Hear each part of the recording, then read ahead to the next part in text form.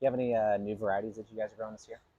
This year, so we do 3, 4 new varieties each year. Let me move this table so we can see one of them. We grew, well, that's allowed. That's a lot of noise. Okay. Some WD on those things. Yeah, they're old. So we grew 32 varieties this year. Okay.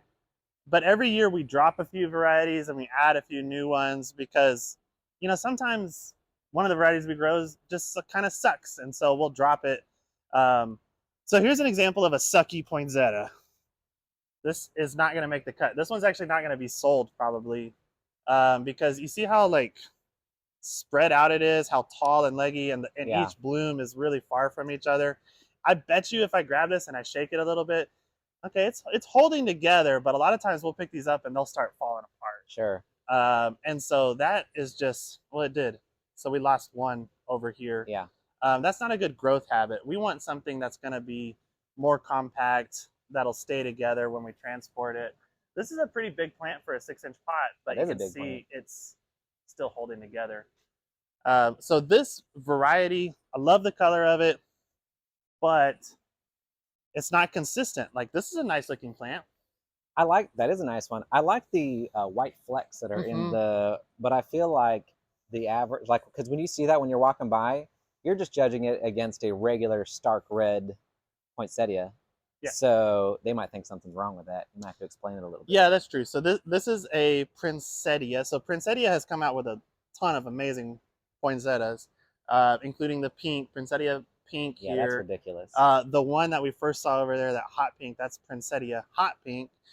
This is their version of the red, but they haven't quite got the genetics super stable yet. So you'll have one plant that looks incredible.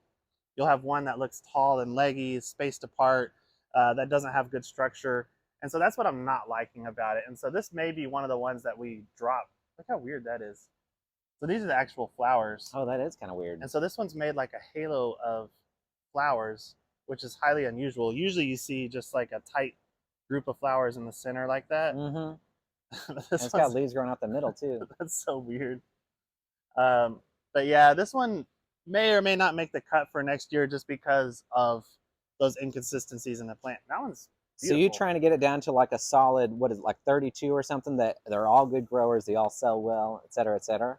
Yeah, it's a curated list essentially because there's over 400 varieties of poinsettias that are on the market today. Really? And we obviously can't grow all of them here. Plus, people wouldn't know the difference between know this red and that red.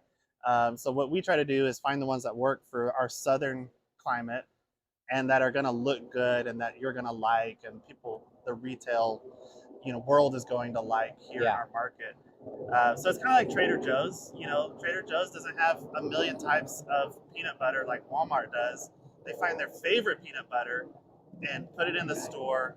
That's what we're doing for you and for all our customers. We find our favorite varieties of poinsettias and grow them, and then that's how we get a really good final product. I appreciate you doing the hard work. Yeah, I've never been to Trader Joe's though. Oh, you should go. It's cool. Never have. We don't have one here though. And old Wichita Falls. Come on, Wichita.